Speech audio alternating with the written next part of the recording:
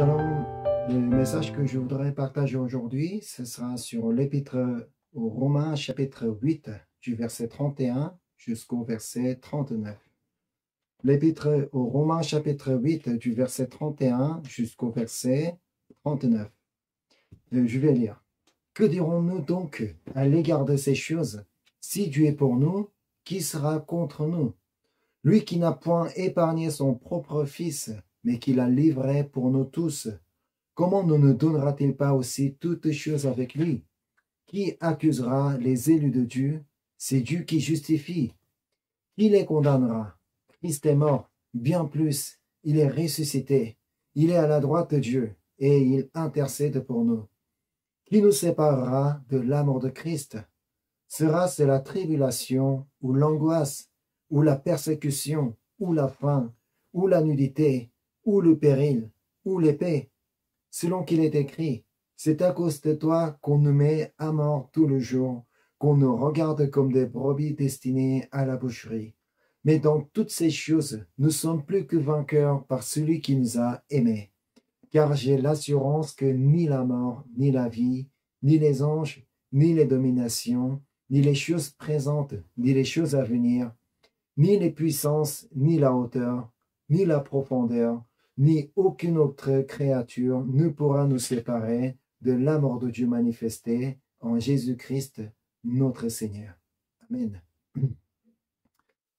En préparant le culte de Pâques de l'année 2022, une question m'est survenue. C'était, est-ce que Jésus ressuscité m'est plus important, ou bien la résurrection de Jésus m'est plus importante? Pourtant, on dirait qu'il n'y a pas de différence entre Jésus ressuscité et la résurrection de Jésus. Oui, c'est vrai. Donc, ça paraît identique, ça paraît la même chose. Mais ça change tout.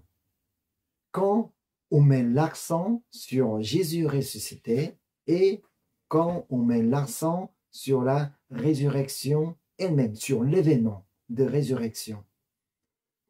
Pour nous, c'est Jésus ressuscité qui nous est important, car sans Jésus, il n'y a pas de résurrection. Sans qu'il y ait Jésus, sans la mort de Jésus, il n'y a pas de résurrection. Il est possible que nous soyons intéressés jusqu'aujourd'hui à la résurrection de Jésus plutôt qu'à Jésus ressuscité. Ce que ça veut dire, donc, on s'intéressait plutôt à la puissance de Jésus, à la réponse de Jésus, à la guérison de Jésus. Mais nous devions intéresser davantage à Jésus lui-même. Car si Jésus est capable de vaincre la mort, cela signifie que tout est possible à lui. Donc lui-même, il a vaincu la mort. Certes, Jésus est capable de vaincre la mort. Donc, qu'est-ce qu'on pense? Il est aussi capable de guérir nos maladies. Il peut aussi restaurer notre situation délicate. Il peut résoudre nos problèmes. Oui, Jésus l'a prouvé avec l'histoire de Lazare que tout est possible pour lui. Alors que Lazare était mort depuis 3 jours et il sentait déjà, il avait aucun moyen on n'avait aucun moyen de le revoir en vie. Mais quand Jésus lui a dit, Lazare, sors de là, avec sa seule parole, que Lazare a été ressuscité parfaitement. Mais ce que nous devons retenir avec le texte aujourd'hui, c'est que Jésus n'est pas simplement ressuscité pour nous montrer qu'il est capable de vaincre la mort, mais aussi il est ressuscité parce qu'il nous aime. Afin de nous prouver que rien ne peut nous séparer de l'amour de Christ. C'est ce qu'on va voir Romains 8, verset 35. Qui nous séparera de l'amour de Christ? Sera-ce la tribulation ou l'angoisse, ou la persécution, ou la faim, ou la nudité, ou le péril, ou l'épée? Qu'est-ce que ça veut dire? Même si nous sommes dans la tribulation, l'amour de Christ reste toujours le même. L'amour de Christ envers nous reste toujours le même. Même si nous sommes angoissés, même si nous sommes persécutés, même si nous sommes très affamés, même si nous sommes dénudés, et même si nous sommes devant l'épée, l'amour de Dieu, manifesté en Jésus-Christ envers nous n'a jamais changé. Cet amour reste toujours le même. Notre amour envers Dieu peut toujours changer. Notre amour envers Dieu peut toujours varier. Des jours, ça peut être très grand, des jours, ça peut être très petit. Mais l'amour de Dieu envers nous ne connaît pas de changement. Il est toujours le même. Les chrétiens de Rome ont été sévèrement persécutés en 64 avant Jésus-Christ parce qu'ils ont été accusés comme responsables de l'incendie qui a dévasté la ville de Rome. La tribulation a été très très grande pour les chrétiens.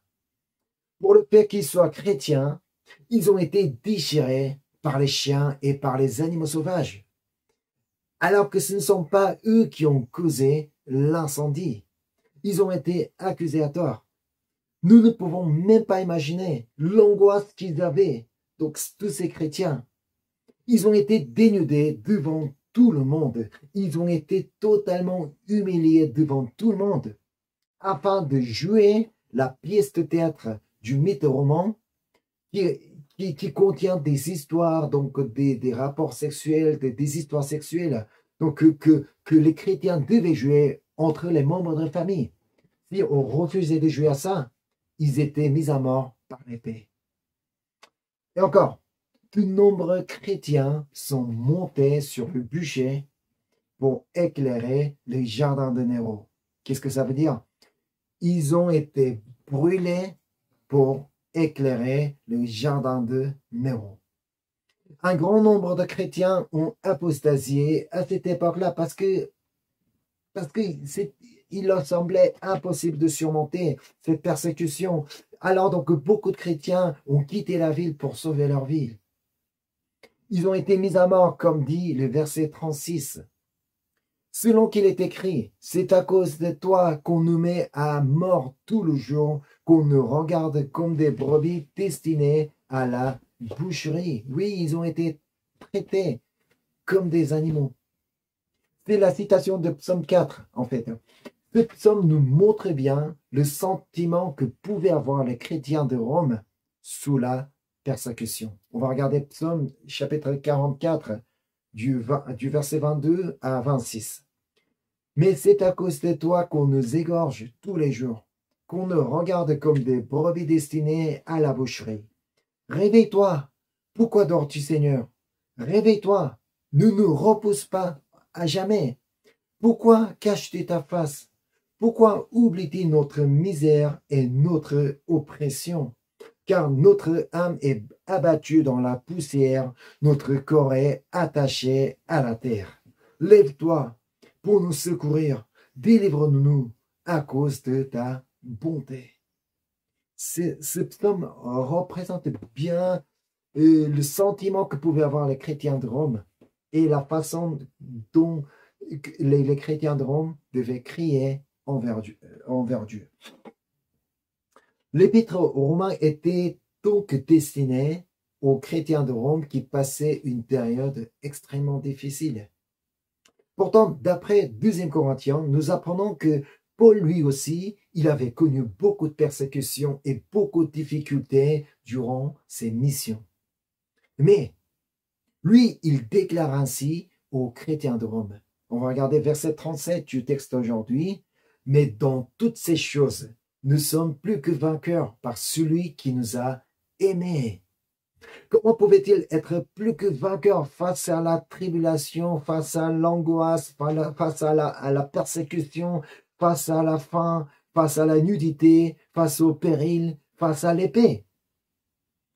Paul déclare qu'il pouvait être plus que vainqueur par celui qui les a aimés.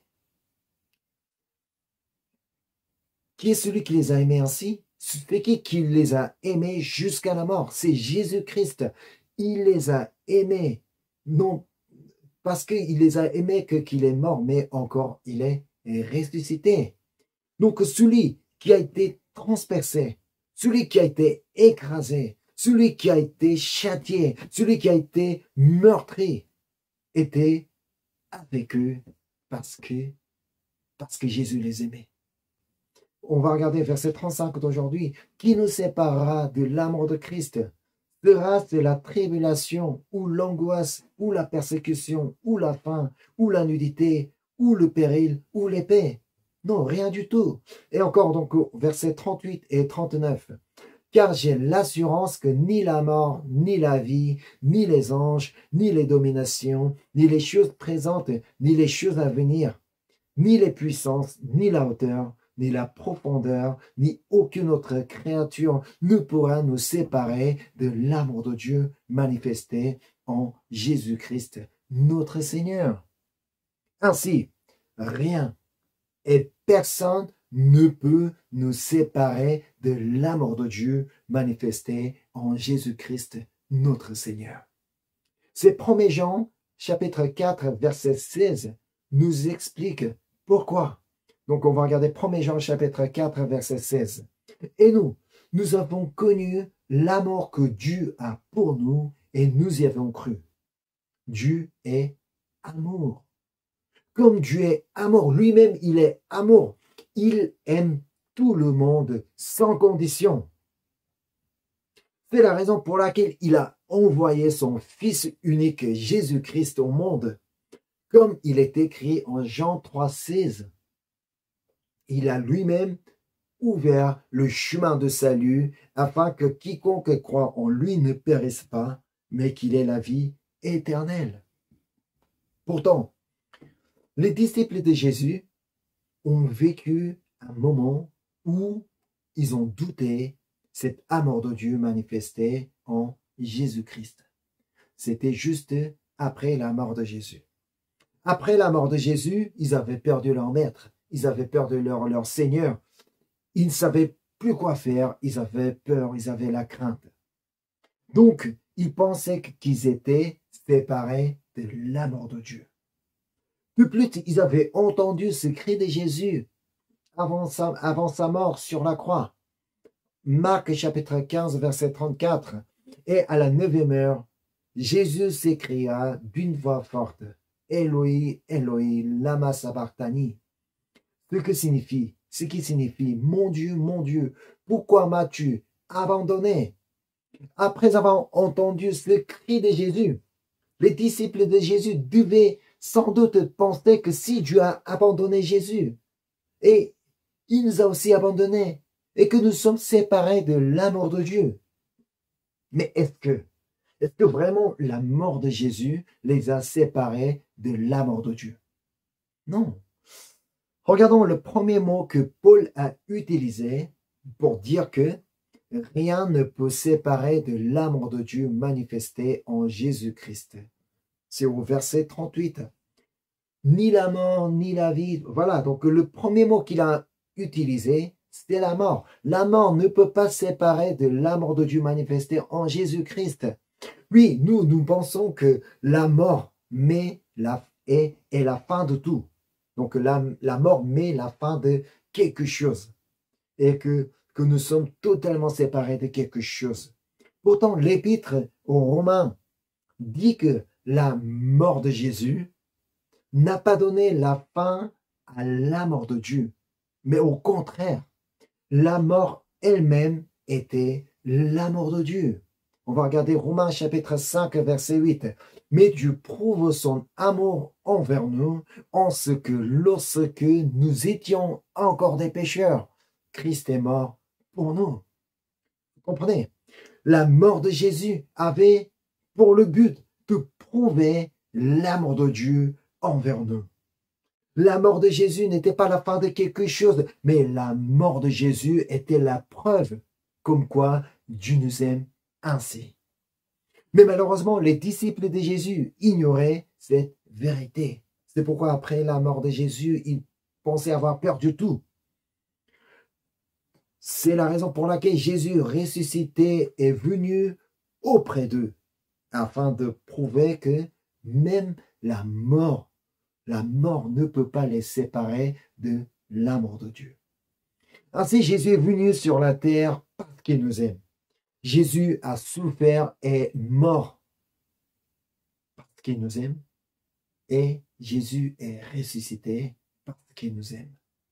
Et encore, il reviendra parce qu'il nous aime. Par sa résurrection, Jésus nous a prouvé que même la mort, nous, on pense que la mort est la pire chose que peut connaître l'humanité. Non, que même la mort ne peut nous séparer de l'amour de Dieu manifesté en Jésus-Christ. Rappelons-nous ce que Jésus ressuscité a dit à ses disciples avant de monter dans les cieux.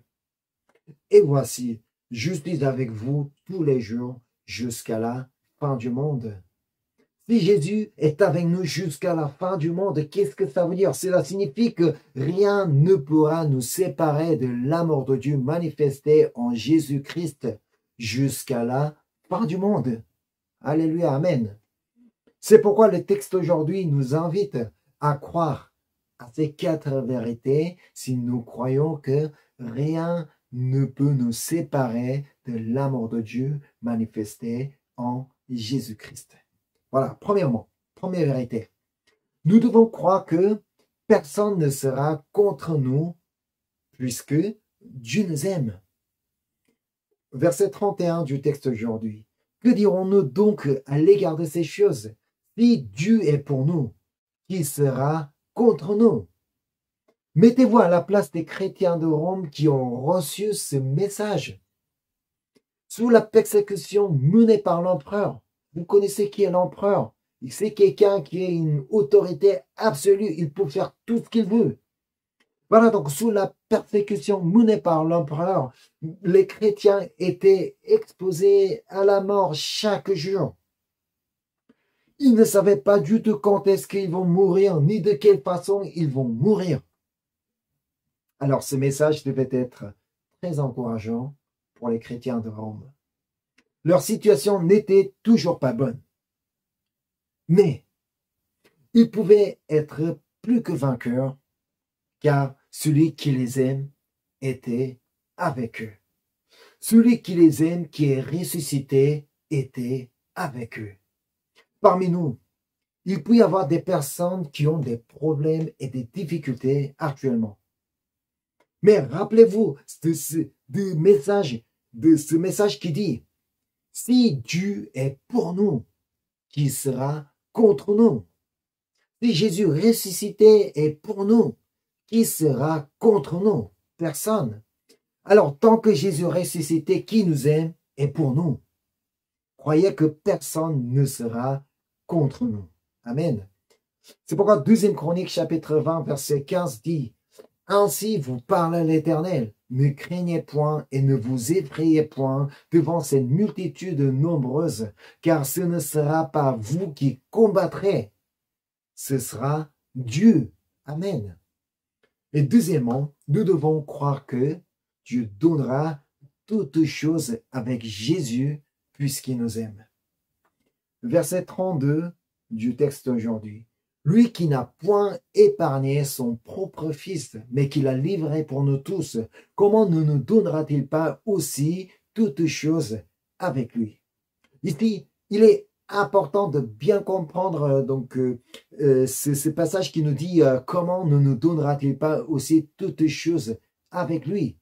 Nous, lorsque nous entendons cette parole, donc nous pensons tout de suite que ah oui, Dieu me donnera tout, donc Dieu me donnera tout ce que je lui demande, tout ce que je veux. Non, il faut regarder Dieu près. Donc ce verset, parce qu'on dit comment ne nous donnera-t-il pas aussi toutes choses avec lui?